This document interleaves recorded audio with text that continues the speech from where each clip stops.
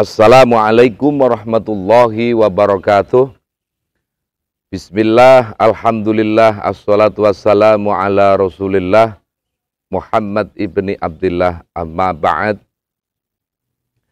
Pemirsa NO Damai Channel TV yang dirahmati Allah subhanahu wa ta'ala, alhamdulillah kita bersyukur kehadirat Allah subhanahu wa ta'ala. Kita sudah memasuki puasa yang ketiga di tahun ini. Tentunya semoga kita selalu diberi kesehatan dan panjang umur hingga sampai bisa mengakhiri puasa di bulan suci Ramadan pada tahun ini sampai dengan akhir nanti. Pemirsa yang dirahmati Allah subhanahu wa ta'ala, bahwa ibadah puasa sebagaimana yang kita ketahui dan kita maklumi bersama, bahwa adalah ibadah yang sudah diamalkan oleh para nabi-nabi dan rasul-rasul sebelum Nabi junjungan kita Muhammad sallallahu alaihi wasallam.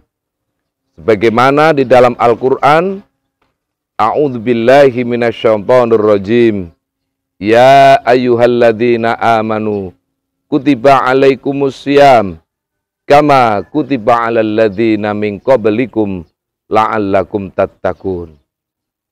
Wahai orang-orang yang beriman, diwajibkan atas kalian semua berpuasa, sebagaimana orang-orang sebelum kalian semua, mereka juga semua diwajibkan berpuasa, agar kalian semuanya menjadi orang-orang yang bertakwa. Pemirsa yang dirahmati Allah subhanahu wa ta'ala, dari ayat ini ada beberapa yang bisa kita tarik satu kesimpulan. Pertama,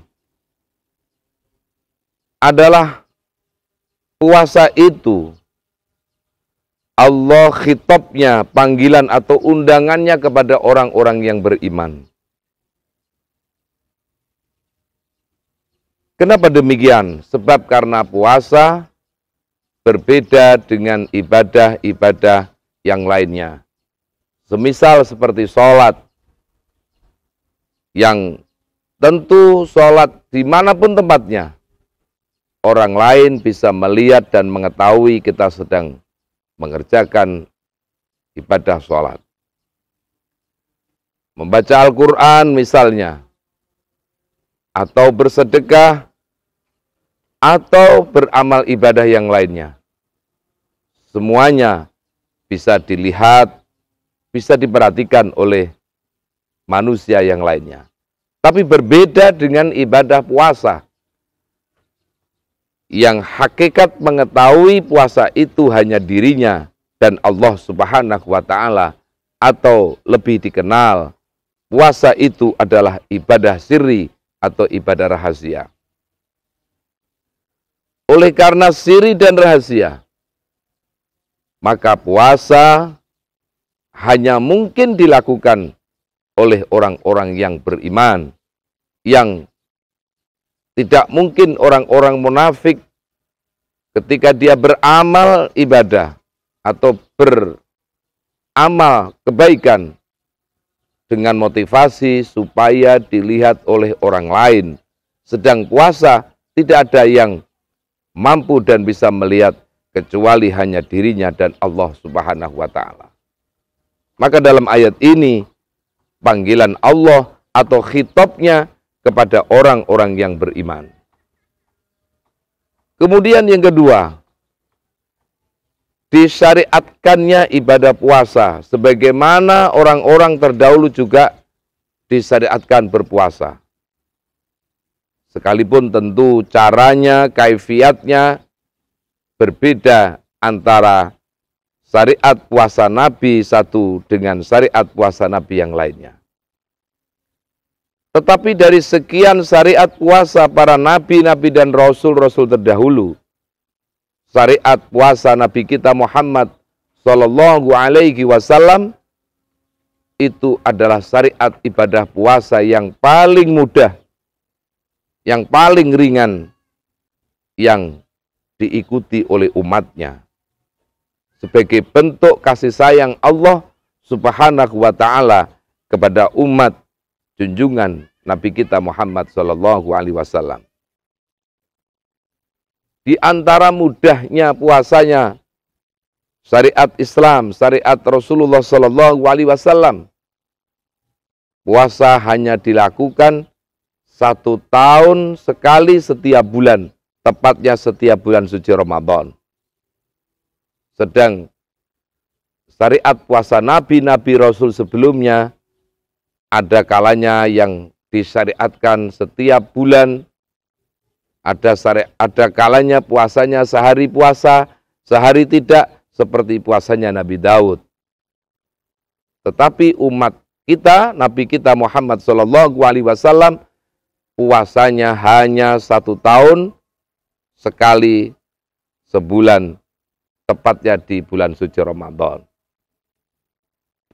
Yang kedua, syariat puasa Ramadan yang diperlakukan kepada umat Nabi kita Muhammad Sallallahu Alaihi Wasallam tidak semuanya diwajibkan. Ada kalanya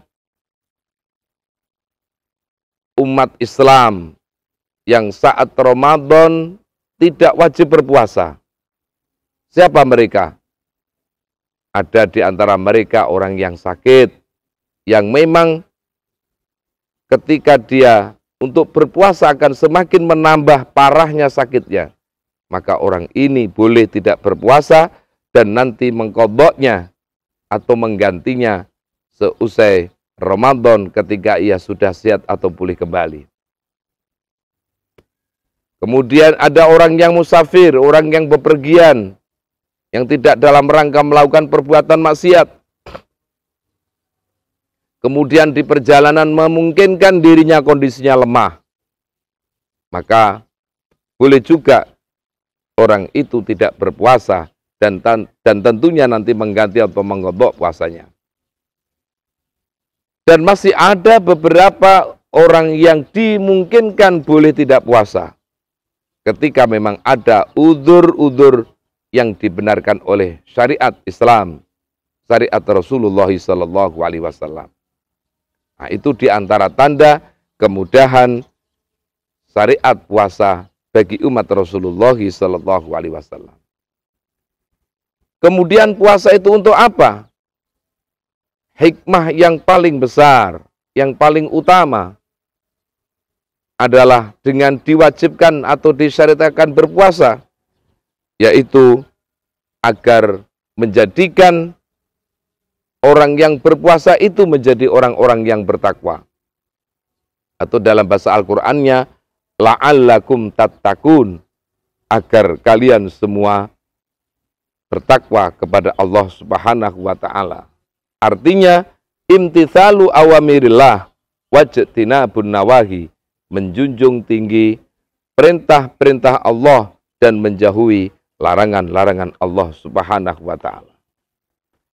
Pemirsa NO Damai Channel TV yang dirahmati Allah Subhanahu wa Ta'ala. Tentunya bagi orang-orang yang berpuasa kemudian tidak mampu menambah keimanan dan ketakwaan pada dirinya, maka puasanya adalah puasa yang sia-sia.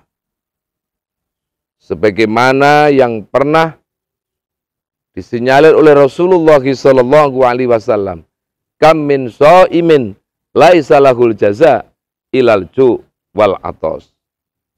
Berapa banyak orang yang berpuasa, tidak sedikit pun mereka mendapatkan pahala, terkecuali yang ia peroleh, yang ia dapat hanya lapar dan haus semata. Oleh karenanya, Al-Imam Ghazali, beliau mendefinisikan puasa itu menjadi 3 tingkatan.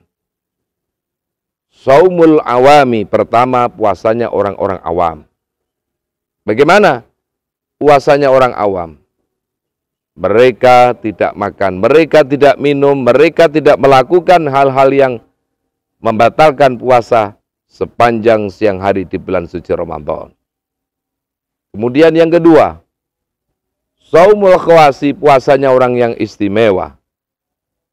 Yaitu puasanya orang yang tidak hanya sekedar meninggalkan lapar, meninggalkan haus, tetapi juga menjaga seluruh panca inderanya, pendengarannya, penglihatannya, utama khususnya mulut atau lisannya.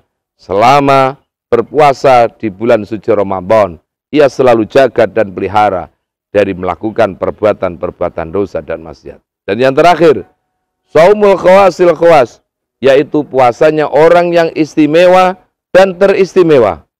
Bagaimana? Selain menjaga panca inderanya dari hal yang memungkinkan akan mengurangi daripada nilai pahala puasa, ia juga menjaga hatinya dibersihkan dari berbagai macam penyakit-penyakit hati. Oleh karenanya, pemirsa yang dirahmati Allah Subhanahu wa Ta'ala, mumpung masih di awal Ramadan, mari puasa kita tahun ini benar-benar kita dasari dengan ilmu, kita dasari dengan akhlak, disertai dengan kita selalu berdoa kepada Allah agar puasa tahun ini lebih baik dibanding dengan puasa-puasa kita pada tahun-tahun sebelumnya. Semoga Allah selalu memberikan rahmatnya, taufik hidayahnya kepada kita semuanya.